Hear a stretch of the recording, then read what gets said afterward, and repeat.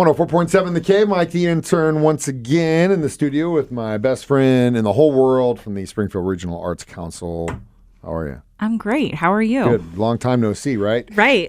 So in addition to First Friday Art Walk, which happened earlier this month, I also have a pretty big event for the Arts Council, and that is the annual Ozzies event at the Springfield Regional Airport. Yeah. Really cool place for an event. If you're not, you're like, why the hell would they do an event at the airport? It's a lot more badass than you think. It's so cool. It really is, because you don't really think about that being an event space, but when you guys get it set up and you go in there, you're like, holy crap, this is awesome. Yeah, and it really it is a fun way to showcase what is going on in Springfield, because the airport is still functioning during our event.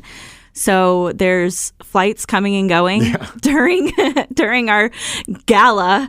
And so people, they'll grab their luggage off the carousel and then kind of like hang around and see what's going on. And it gives a peek at what we have to offer in Springfield to those people that are coming from out of town, which is pretty awesome. And it also shows what I think not only what the council does, but all the partnerships that we have does with the community, because it's a chance to not only kind of like, I don't want to say pat ourselves in the back, but just say, like, look at all that we create, look at all the things that we've done together through art. Absolutely. And then obviously some of the individuals that are some of our biggest champions. Yeah, and it's a really fun way to celebrate those people that are kind of the unsung heroes of the arts world in Springfield. So like, we see all the people on stage, and we know the directors, and we know the big organizations that are making things happen.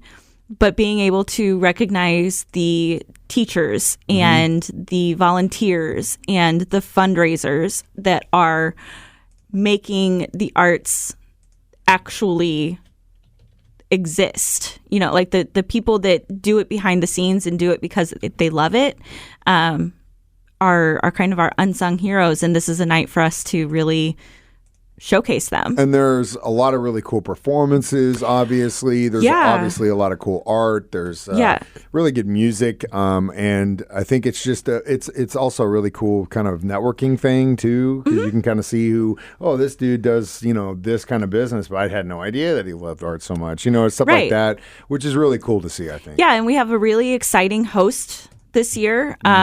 Special host. His name's Mike. I did it. The funny thing is that I thought I'd do such a bad job last year. There's no way they're going to ever call me back, but I guess it was the opposite. My badness was goodness. They said everything shined in comparison, so let's bring him back. And the price was right. Free.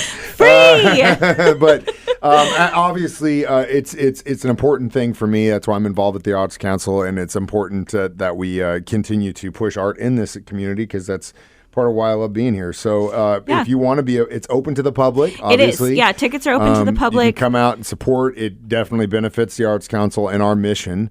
And it's also a chance to see some really cool performances, get some good food. There's always good food there. Oh, the food's going to be delicious. There's like wine purchasing going on. Yeah. There's all kinds of items you can get. It's a good time.